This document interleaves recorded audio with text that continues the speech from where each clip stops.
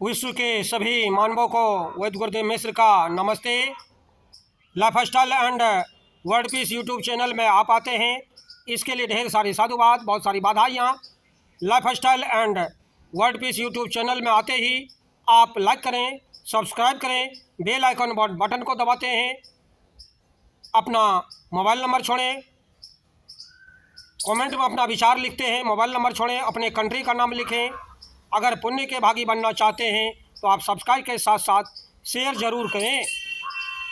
हमारा संपर्क नंबर है 94 71 26 98 82।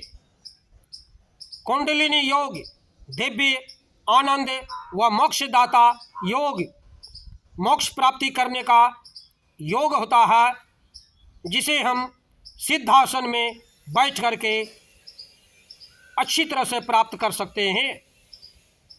योग मार्ग में अनेक प्रकार के योगों का वर्णन आता है, जिनमें मन और प्राण को ऊर्ध्वगामी बनाने हेतु आसन, प्राणायाम व विभिन्न क्रियाएं करनी पड़ती है। लेकिन एक ऐसा भी योग है जिसमें साधन करना नहीं पड़ता, होने लगता है। सहज एवं विलक्षण योग कुंडलिनी शक्तिपात योग, जिसे राजयोग, सिद्ध योग भी कहते हैं। योगी जिन अनुभूतियों की आकांक्षा से वर्षों पर्यंत एकांत में कठिन साधनाएं करते हैं, वे दिव्य अनुभूतियां योग सामर्थ्य के धनी आत्मानुभवे सद्गुरु द्वारा दी गई मंत्र दीक्षा व उनकी अहेतुकी करुणा कृपा से प्रवाहित होने वाली आध्यात्मिक शक्ति के संप्रेषण में सहज में ही प्राप्त होने लगती है। जब सुषुप्त चित्त शक्ति जागती है, तब साधना में विलक्षण उड़ान के साथ अलौकिक आध्यात्मिक अनुभूतियाँ होती है एवं साधक के जन्म जन्मांतर के मलिन संस्कार मिटने लगते हैं और वह निष्पाप होने लगता है।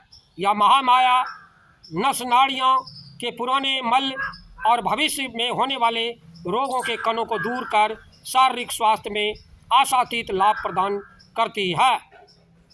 घेरंड संहिता में आया है, यावत सा निद्रिता दोहे तावज्जी वो पशुर यथा ज्ञानं न जायते तावत कोटि योगं सम्यभ्यसेत।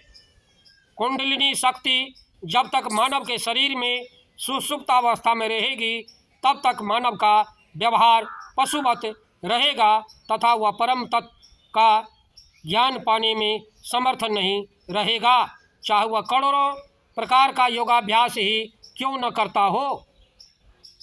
गुरु कृपा से अंतर चेतना की जागृति होती है तो शरीरस्थ सप्त चक्रों का शुद्धिकरण होकर के आंतरिक शक्तियों का दिव्य खजाना फूट निकलता है, मूलाधार केंद्र रूपांतरित होने लगता है और काम राम में परिणत हो जाता है।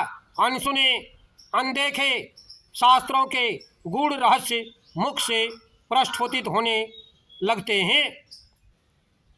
योग्य सद्गुरु की देखरेख में ही आप इन प्रयोग को करें, कुंडलिनी जागरण करें।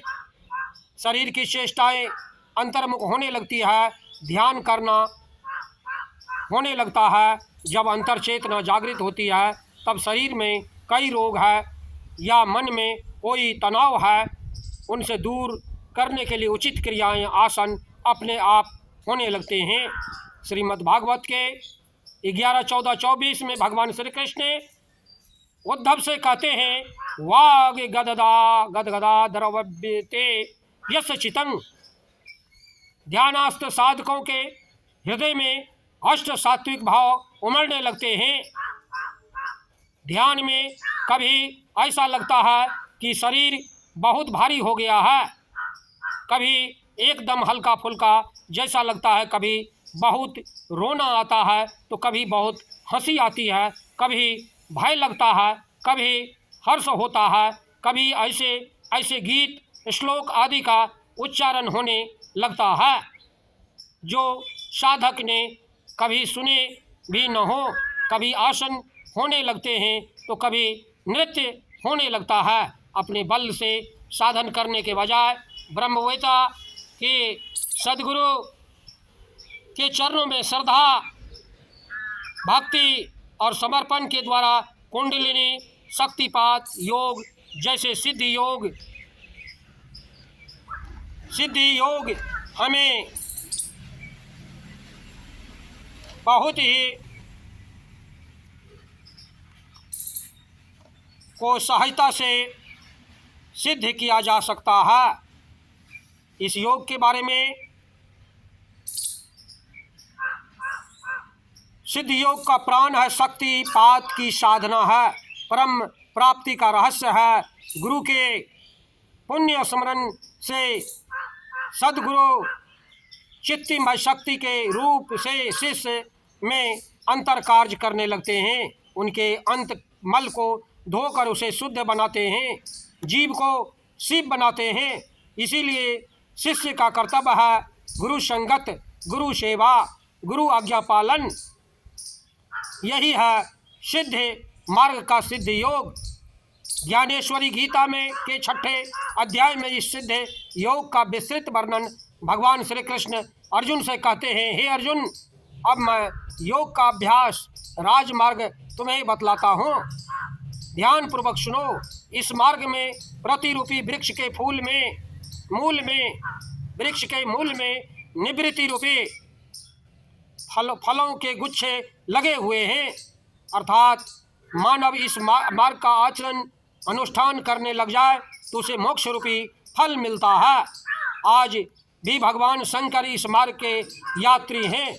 कुछ योगियों के समुदाय विचार न करके एकदम ही योगियों के समुदाय टेढ़े मेढ़े मार्गों से ब्रह्मरंध्र की ओर जाने के लिए निकले, लेकिन अनुभव के पग से आ गए तो उन्हें इस मार्ग में के बारे में अंदाजा आ गया, अर्थात अनुभव से वह मार्ग का पता चल गया। उन्होंने अज्ञान से सकाम कर्म आदि सब टेढ़े मेढ़े मार्ग त्याग कर आत्मज्ञान के सरल मार्ग से सतत दौड़ लगाई। बड़े बड़े मुनीश्वर सदा इसी मार्ग से चलते रहे, साधना अवस्था से निकलकर सिद्धत्व को प्राप्त हुए। जिन्होंने सद्गुरुदेव के माध्यम से इस मार्ग पर आत्मज्ञान पाया वे ऋषि से महर्षि हो गए, साधक से सिद्ध बन गए।